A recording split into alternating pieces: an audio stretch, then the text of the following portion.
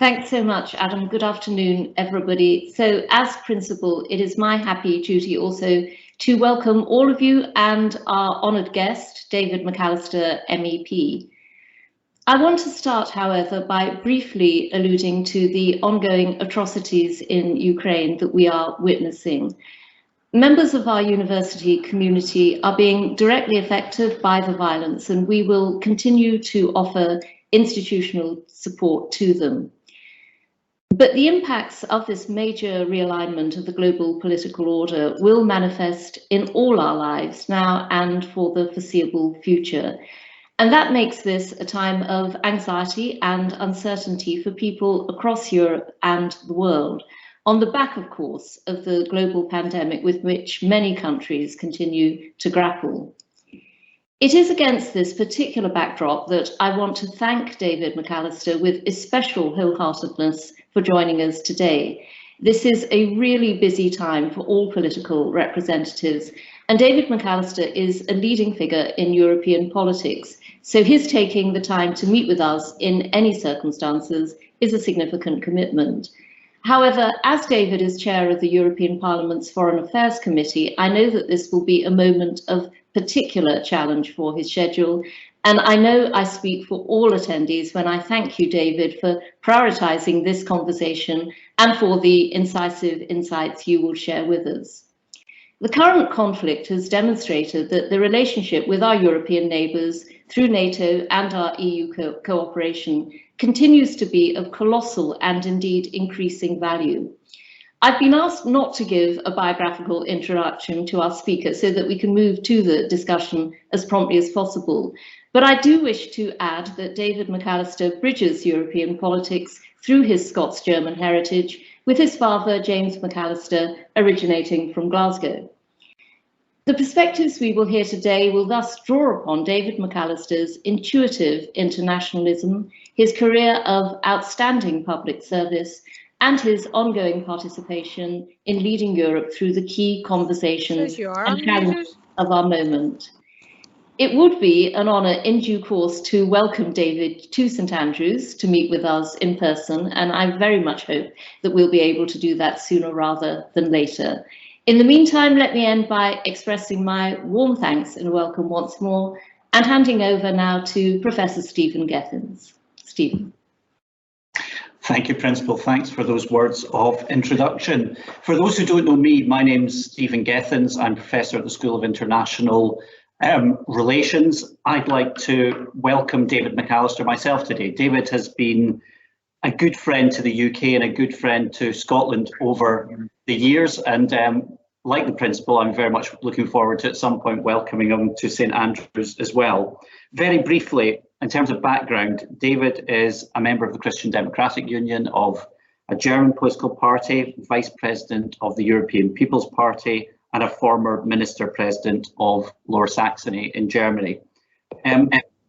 David's current role, and the one that is of intense interest to us today, is as chair of the incredibly important Foreign Affairs Committee in the European Parliament. I'm going to keep it brief because I know we've got a fascinating conversation coming up today. David, when we arranged this conversation some weeks ago, the world was an incredibly different place to the world it is just now. I'm wondering, can you give us some of your thoughts about the situation in Ukraine, but actually, can you tell us a little bit about your work in the European Parliament's Foreign Affairs Committee and some of your priorities at the moment? Thank you, David.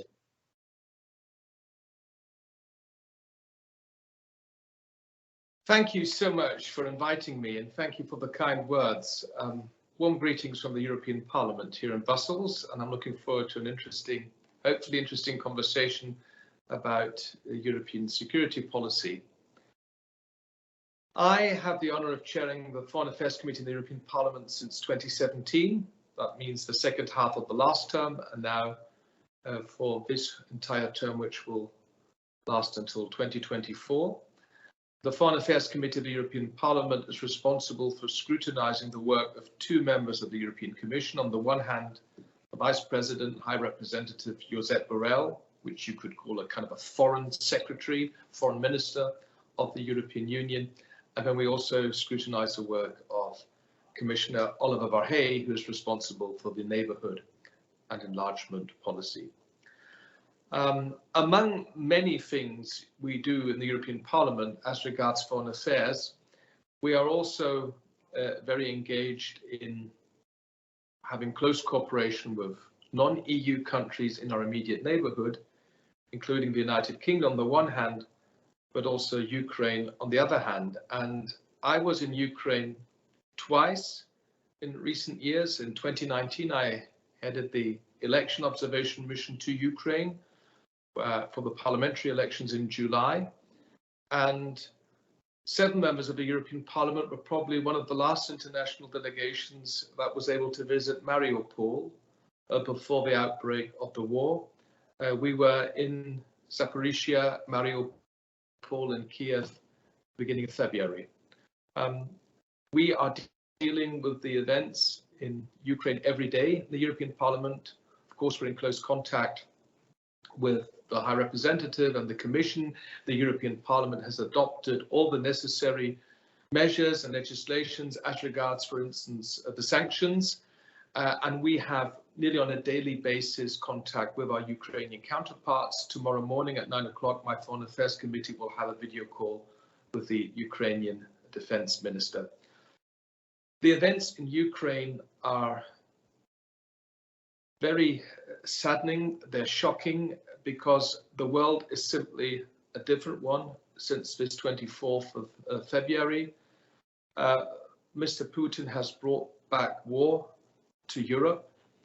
This Russian aggression, this Russian invasion, this Russian war is totally unjustified. It was unprovoked. It violates the entire international law and the whole peace and security architecture we have built together with the former Soviet Union and Russia since 1945. And I think a final point, what we need to do now as European Union is to continue to show our solidarity and support with Ukraine. We have to continue to exercise maximum pressure on Putin and his kleptocratic oligarchs and criminal friends in Moscow.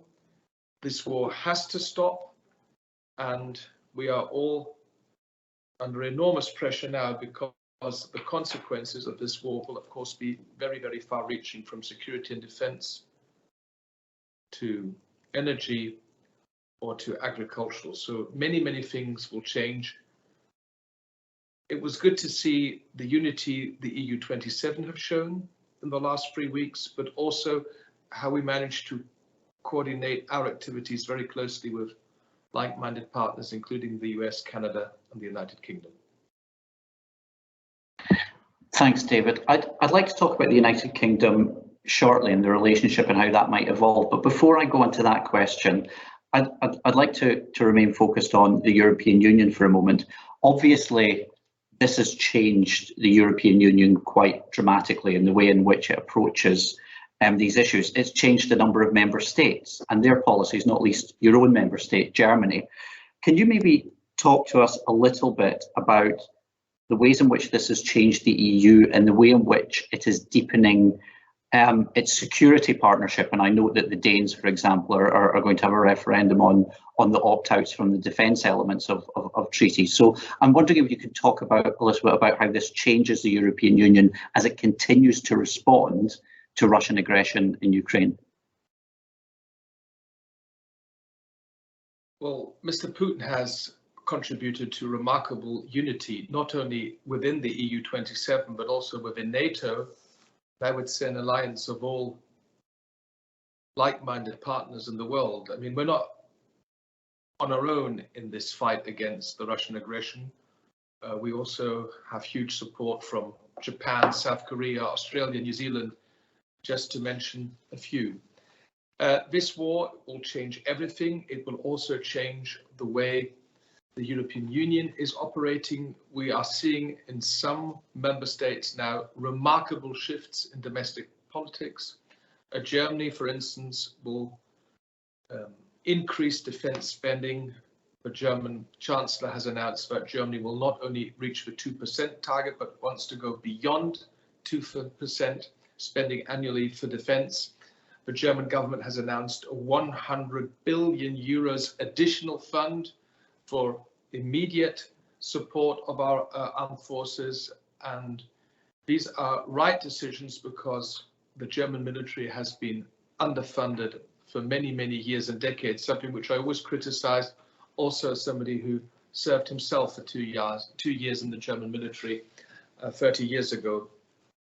So defense spending, some member states are getting really serious now, not only Germany. I would also like to mention Spain, where Prime Minister Sanchez has announced similar increases. Then in Denmark, you just mentioned, Denmark is now seriously thinking of joining the European Common Defence and Security Policy. This will be decided at a referendum in Denmark. That is a remarkable change. Or another example, Stephen, is the debates in Finland and Sweden. 2/3 of the Finnish citizens are now in favour of NATO membership for Finland. This will be a major campaign item in Finland in the upcoming parliamentary elections, and also in Sweden. You now have I would say, 50-50 debate on the question whether Sweden should join NATO or not. We have also seen quick decisions among NATO allies to increase our presence in the Eastern European countries, especially in the Baltics, Poland.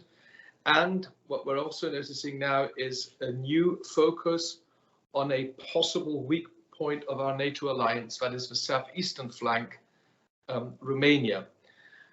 I think one country, apart from Ukraine, where we have to show particular attention is Moldova, because if the Russians manage to capture Odessa, and you will have this huge wave of refugees, and the next country is Moldova, which is a sovereign neutral country but has Russian soldiers on its territory in Transnistria, and we all know that could be a very, very toxic cocktail. That's why the European Parliament is now also planning to send a delegation as an act of solidarity with President Maia Sandu's Moldova to this country end of this month. I'm going to come back to that in just a moment, but just on the point on NATO that you talked about there, I want to talk about the United Kingdom, because obviously there are a large number of important NATO states that are members of the European Union. There may be more EU members that become NATO member states. Who knows? That's a matter for these states and their politicians and voters. But in the past, David, you've talked about your regret that there was no structured EU-UK cooperation in the area of foreign security and defence policy. Given these dramatic changes that we've seen in Europe over the past little while, and the good cooperation between the UK and its allies elsewhere in Europe, do you think this is something that needs to be revisited? Well, no surprise that I still deeply regret Brexit, but we have to accept and face reality. The Trade and Cooperation Agreement, which we negotiated over nearly a year, in the end was a compromise, but at least we have a solid legal foundation for our cooperation as EU with the United Kingdom. But I always regretted the total absence of any chapter on cooperation on foreign affairs, on security and defence. What we have seen in recent days or recent weeks is that the cooperation between the European Union and the UK has been so good that perhaps now also in London, some politicians might reconsider that some kind of formalized security and defense cooperation with the EU in future would make sense. But the cooperation between the EU and the United Kingdom has been excellent, and because this was so good, for the first time the UK Foreign Secretary was invited to attend an EU Foreign Affairs Council meeting. So that shows the goodwill and the good intention on the EU side. So where do we have to cooperate? On defense and security issues, also how to coordinate humanitarian assistance or the fight against disinformation. When it comes to sanctions, that's a sensitive point. The EU and UK regimes are not the same, but very much synchronized. And I think it's very important that before we take decisions in Brussels, and the same applies to London, that we just check our notes, that we are on the same line here. This crisis shows that despite Brexit, the UK will never be a simple third country for us, because this country is our partner in G7, in G20, in the United Nations, especially the Security Council, and of course, a very valuable NATO ally. Well, I'd like to talk about NATO because, and I should be for full candor for those listening, and David, you're aware of this, I was formerly a politician who campaigned against Brexit. So I'm going to try and put my personal feelings to one side. But one thing that's often talked about from a UK perspective in terms of security is the importance of NATO. Obviously, you have the twin pillars of your security if you're a member of the European Union being, and a member of NATO being NATO and the European Union. So for those countries who are maybe not members of both, how would you set out that NATO and European Union membership complement one another, especially in what seems like a very uncertain and dangerous world for European citizens across the continent? Well, we are 27 member states in the European Union, 21 are also in NATO, 6 are not. Within these 6, there are some that have a very close cooperation with NATO. I would say the cooperation is so close that they are in some ways more or less like a NATO country. In Finland and Sweden have very close cooperation with NATO. There are other countries who are less interested in cooperating with NATO, especially Cyprus because of Turkey, Malta, which is traditionally militarily neutral, or the Republic.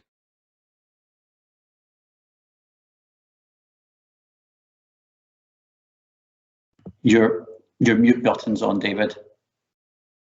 Sorry. All of a sudden. And as regards our Austrian neighbours and friends, I always argue Austria can afford not to be in NATO because NATO exists. So NATO and EU are closely interlinked, and both organizations have their seat in Brussels. And for many, many years, both organizations, from my view, more or less lived next to each other, but that has changed. There's a very close cooperation, and EU-NATO cooperation will remain key. I always argue NATO guarantees our security and our peace in Europe. This is the bedrock of European security. And if European politicians, including myself, are now calling for boosting European defense capabilities, this should always be in close cooperation with NATO. This should never be against NATO or in competition with NATO. It's about strengthening the European pillar within the NATO framework, and it's about creating real added capabilities to what NATO already offers. And here you will notice in the next few weeks intense debates as regards the strategic compass, which probably will be adopted at the European Council in the end of March, which for me is a kind of a white book towards a European Defence Union. And you will see a lot of politicians always repeating the line, this is in good cooperation with NATO. This is about putting real added value to NATO capabilities. And the strategic compass has identified a few things where we as Europeans can actually do more.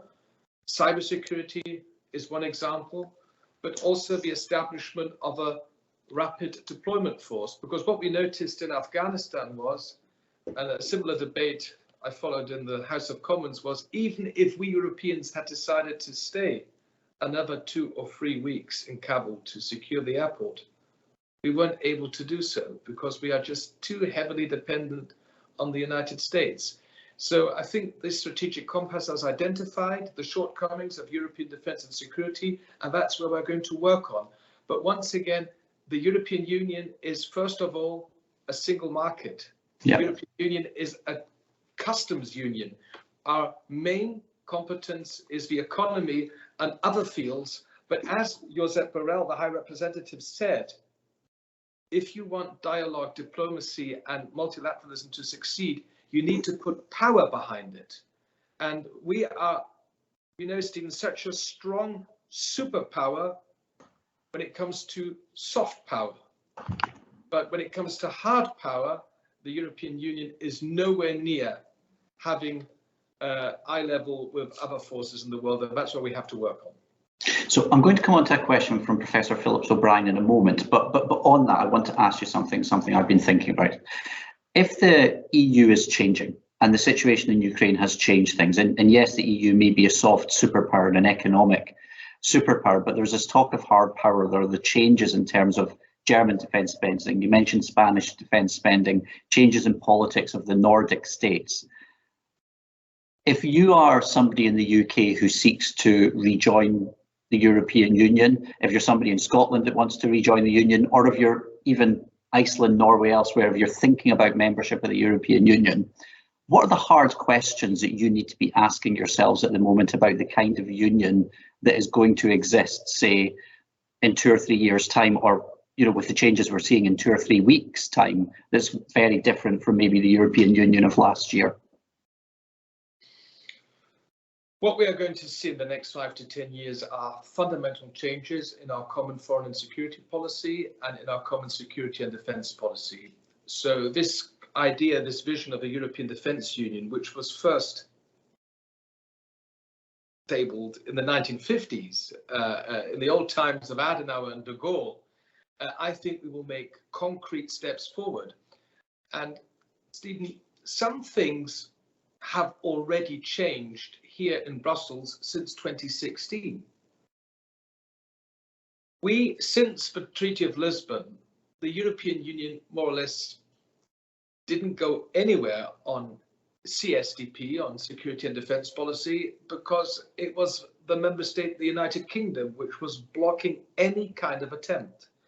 And after 2016, I remember how the British representative said, look, we're still not convinced that this is the right way, but since we've decided in a referendum to leave the EU, we will now not veto any further steps. And already since 2016, before the beginning of this war, the frame for a new CSDP has been set. We have the Permanent Structured Cooperation, where 25 out of 27 member states are now organized. The 2 member states that are not on board are Malta and Denmark will now change. So we have the Permanent Structured Cooperation, we have the European Defence Agency, we have the European Defence Fund, we have something like a military headquarters in Brussels, which will now hopefully be soon called an EU military headquarters.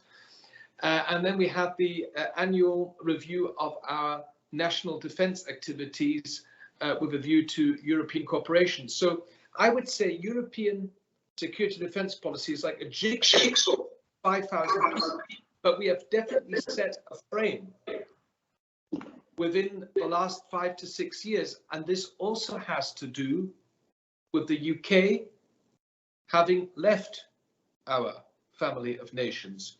So should the UK plan ever to join again the EU, they would need to take into account that the European Union has further developed since 2016, especially since 2020. And a final point, this European Defence Cooperation is not a closed shop.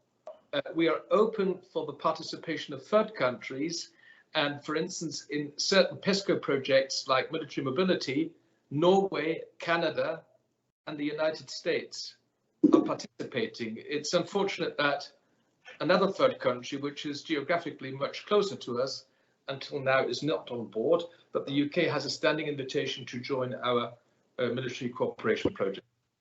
Do you think the situation might change that? I believe that everything will change on the 24th of February, and the UK has shown in the last 2.5, 3 weeks that they are a European country and that they know that the European security issues are also British security issues. I think both sides have shown goodwill, and I wish that we get a closer,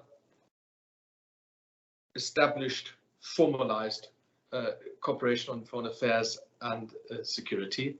And some of the issues we have been discussing for weeks and months, questions around the protocol on Ireland and Northern Ireland, they seem to be perhaps less relevant now. If you look at the catastrophe the poor people in Ukraine are facing in these days. Yeah, and actually in terms of Ireland, it was always a reminder to me that the European Union has always been at its heart a peace project, and that, I suppose, would you agree that it retains that place, not just in Ireland, but if you're seeking to rebuild relationships in the future whenever this conflict comes to an end? The European Union has always been a peace project. It will remain a peace project. We were very proud when the European Union received the Peace Nobel Prize a couple of years ago. We are probably the world's leading soft power, but we need to understand that the strongest soft power can only be successful in the long run if we have some hard power to underline what is important to us and for us. So that's one point. And the other point is a term which is often used here in Brussels. The European Union is the global payer. We are proud to be by far the largest donor in the world as regards development cooperation. We are a global payer, but we're not a global player. We are nowhere near operating at eye level with the United States, China, or Russia. And Europeans have been reminded of this in a very dramatic way in the last 2.5, 3 weeks. So I sincerely hope that now that some member states are actually getting serious on doing more for our own security and defense, that we don't spend all this money, that we don't invest all our efforts only in national activities, but that national governments in the member states kind of think about ideas of joint European projects. We need a new joint European fighter airplane, combat airplane, a European transport helicopter, a European military drone. There are so many things which could be developed better together instead of every member state trying to do a bit, and in the end, it's not enough. One figure which I always find impressive is we in the EU 27 are the second largest investor on security and defense after the United States. We, the EU 27, even without the UK, we spend as much as China and Russia together on their militaries. But are we as effective? Of course not.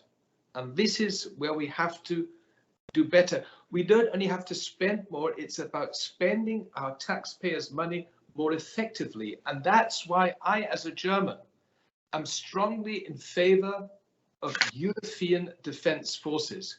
If you call it in the end a European army, or a term which I would prefer, army of Europeans, that is the 35th or the 136th step. But what we now have to do is in the next years get serious on how to boost our own European security and defense. And always, let me add that, always with an offer to cooperate as closely as possible with the UK. Thanks, David. Well, look, on that, I just want to ask you a question that my colleague, Professor Phillips O'Brien, has asked. Now, you've covered some of this, but I'm going to ask it anyway. And I would encourage you to, Professor Phillips O'Brien is a professor of strategic studies who's gained an enormous following over this conflict for some of his insights after this, if you get a chance after this call. The first question he's posed is, during the first few days, the EU spoke more about a united military policy than ever before.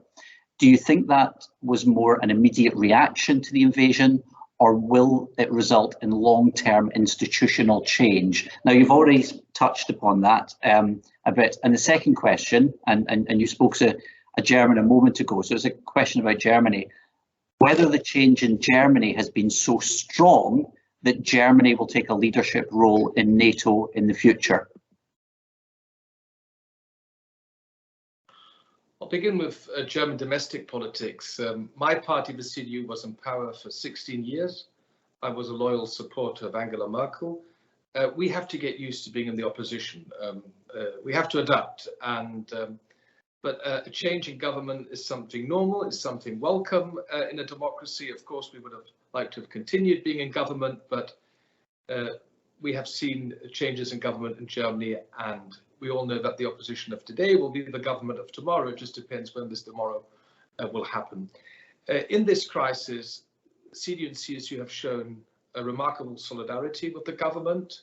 In times of crisis, in times of war, people expect, for good reasons, also the opposition to rally behind the government on the major issues. We are a responsible opposition, unlike our competitors from the Alternative für Deutschland, who are acting irresponsibly, but of course they are now, for good reasons, being shamed and blamed because they have always been supportive of President Putin throughout the last years.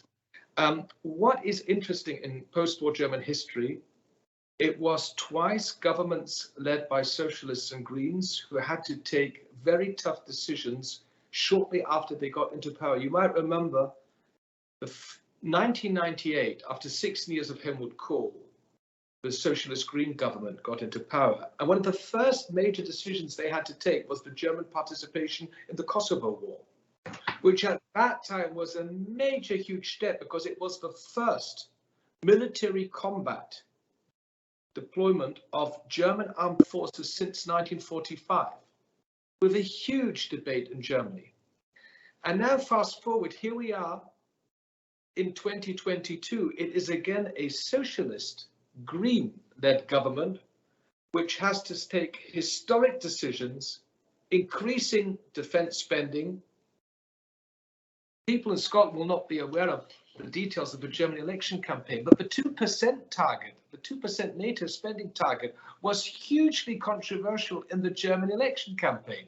My party was arguing in favour, so were the Liberals, Socialists and Greens strictly against this. We were accused of warmongering, we were accused of sabre rattling.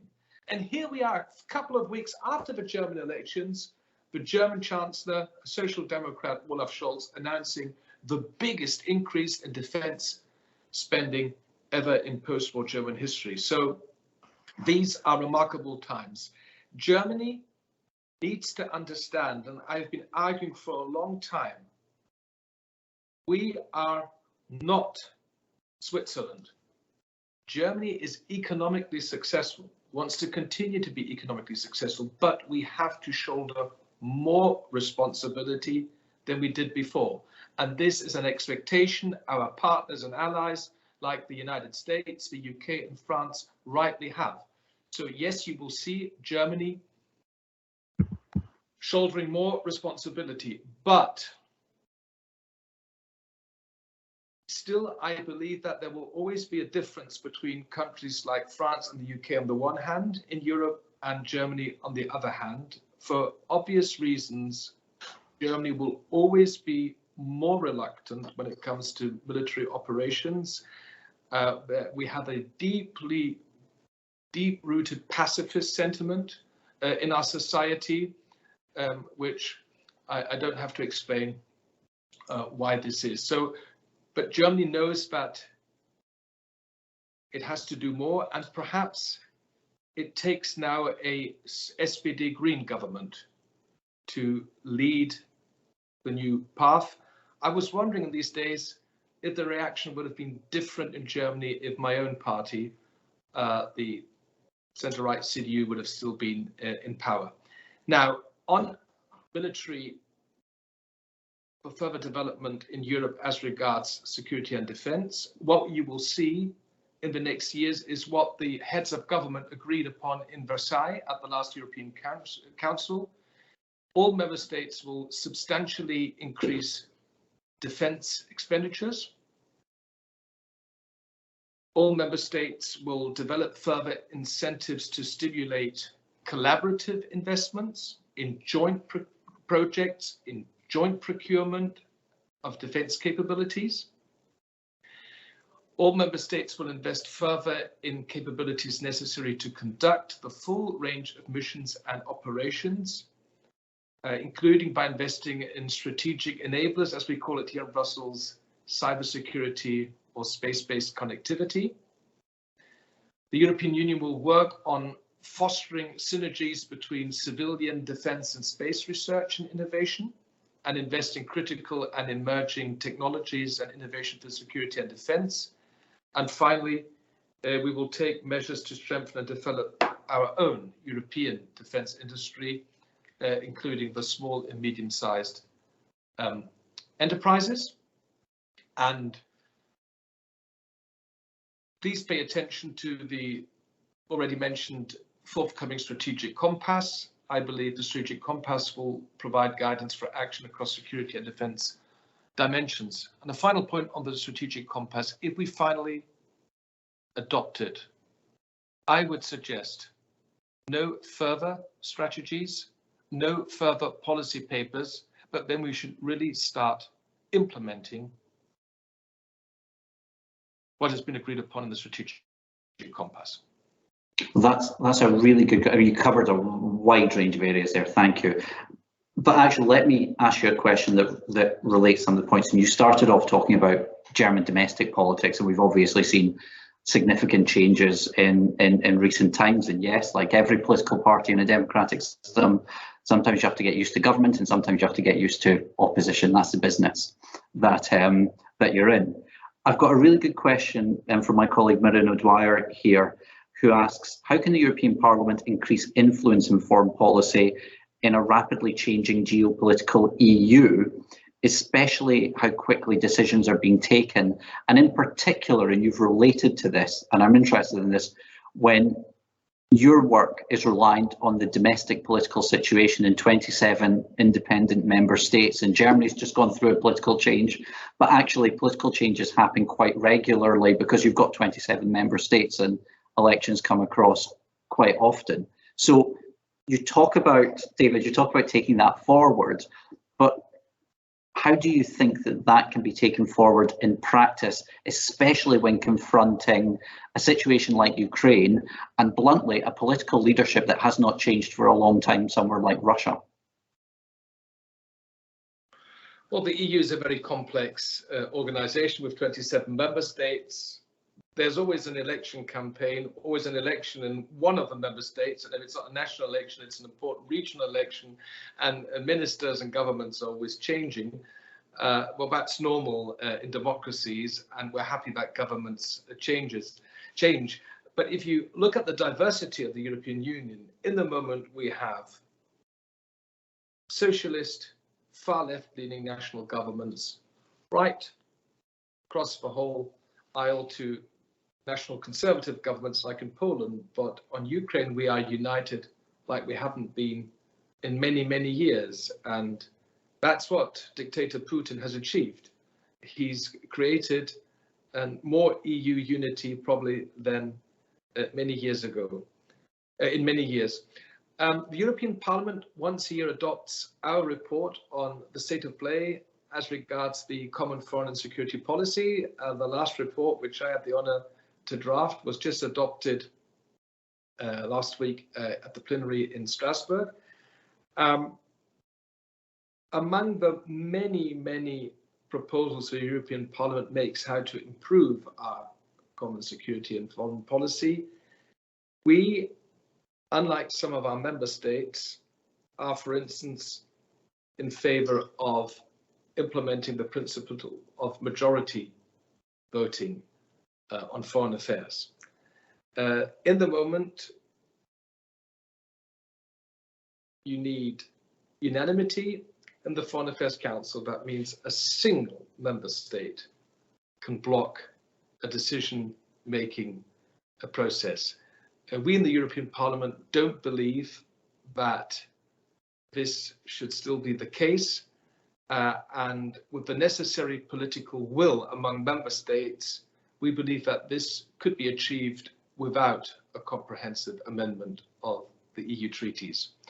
We have important member states on board who are also in favour of introducing qualified majority voting on foreign affairs, including Germany and France, but there are some member states who are have different views on this.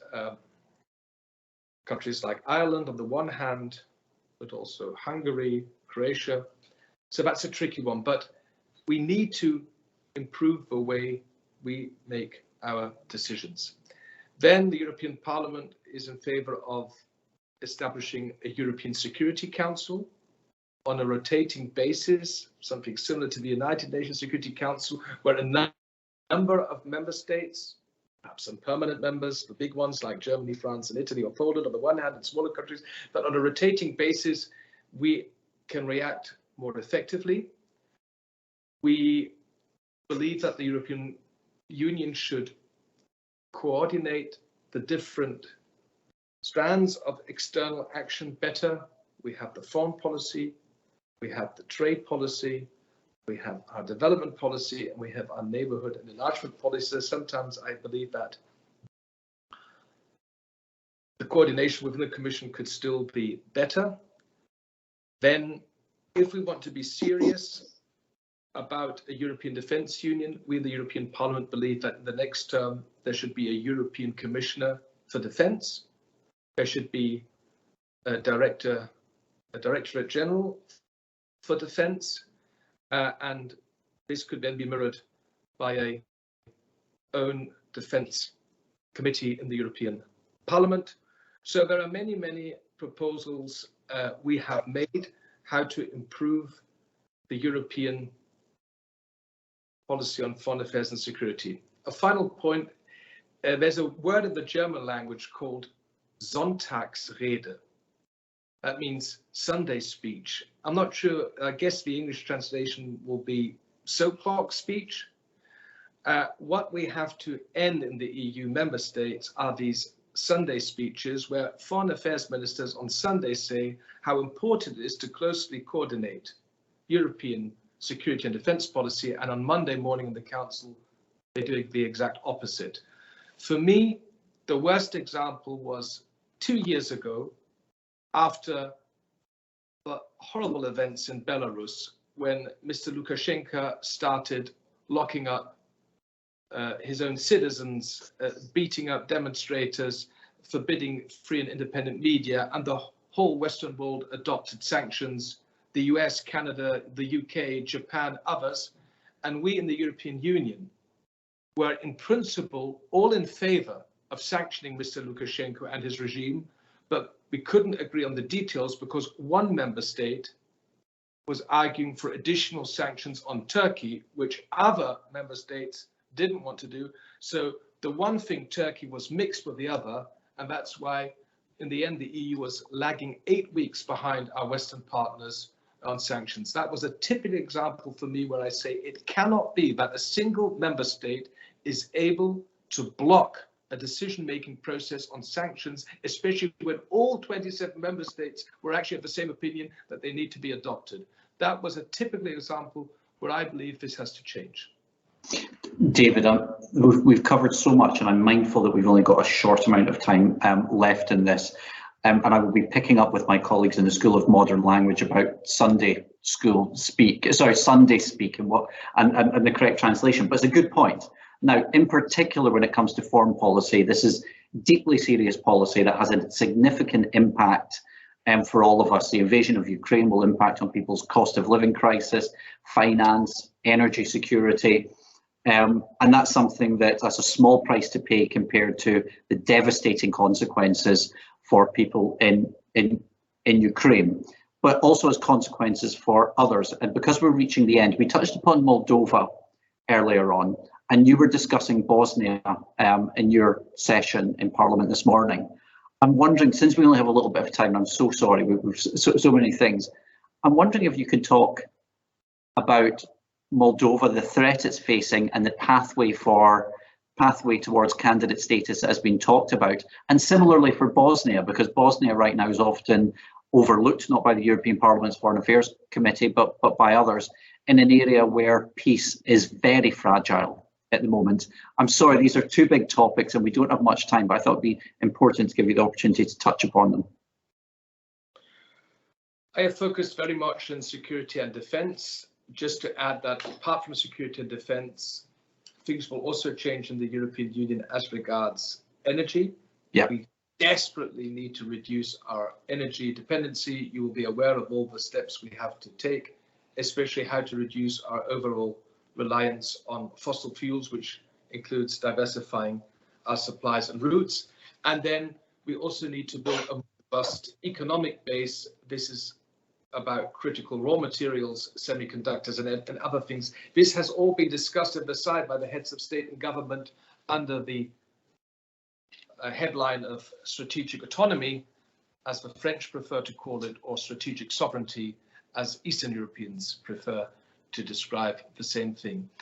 Now, on other countries, Ukraine, Moldova, and Georgia, all three have now applied for EU membership.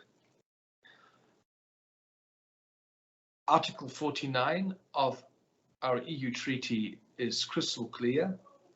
Any independent sovereign country that lies geographically in Europe can apply for EU membership, which shares our values, and if it is ready to go through a very complicated process of, in the end, fulfilling all the economic, political, and judicial criteria.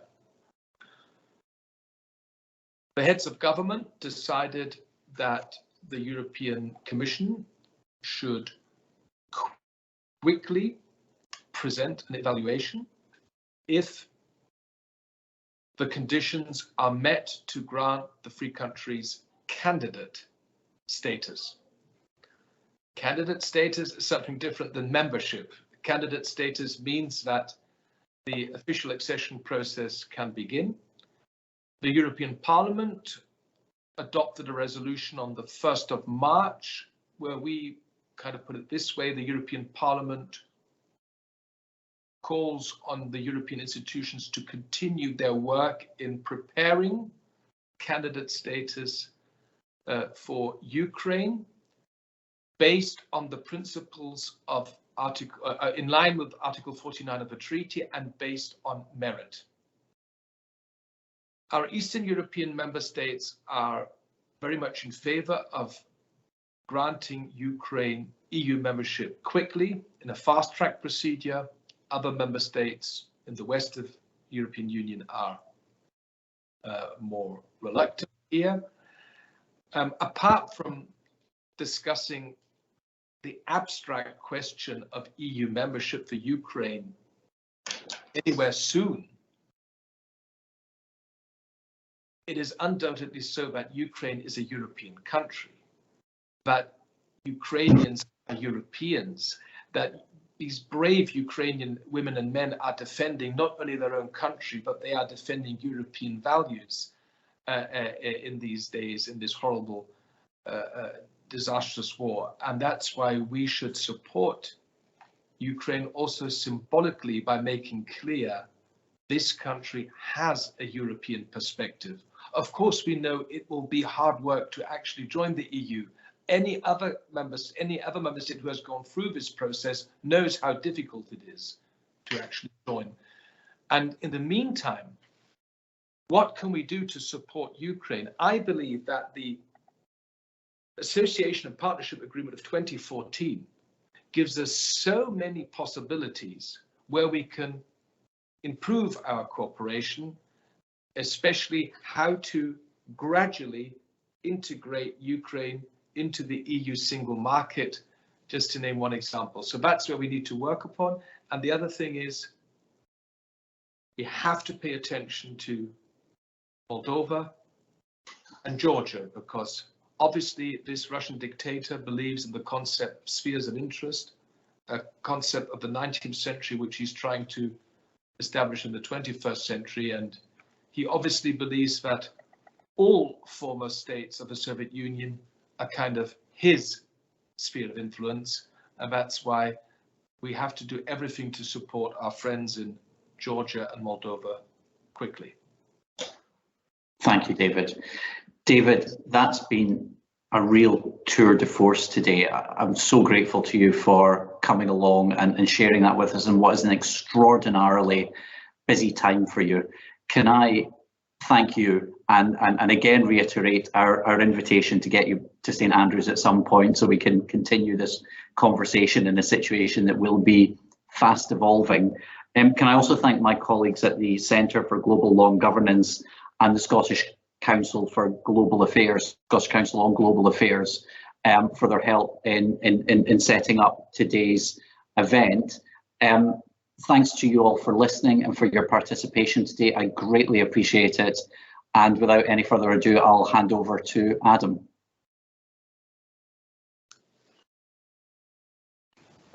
Stephen, thank you so much. I want to just reiterate as my happy duty to conclude this session with the same thank yous that you've issued already.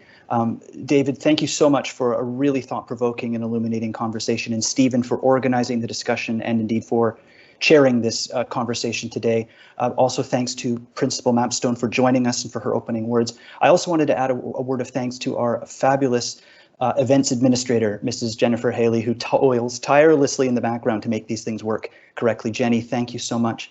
And finally, let me thank the audience, because we are really fortunate that today's event was attended both by current students and faculty in the School of International Relations and elsewhere, but also a wide array of alumni joining us from around the world, and that's really fabulous. And so while we are looking forward to being able to join each other and meet in person, it is also a great opportunity to be able to hold these events in an online environment, because it does open up the conversation and the audience to a wider array of people. So thank you all for joining us today. Again, David, thank you so much for the conversation. It's given us all a lot to think about. And I hope, David, will be able to, as Stephen said, welcome you in person to St Andrews at some point in the future.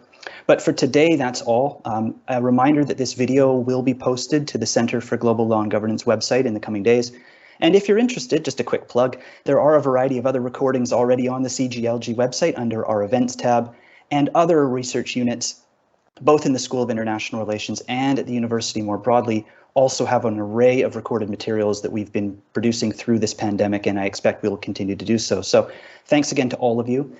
It's my pleasure to now say thanks, that's a wrap, and we look forward to carrying on the conversation in other formats in future. But for now, that's all from us. Thank you very much, and goodbye. Thank you. Bye-bye.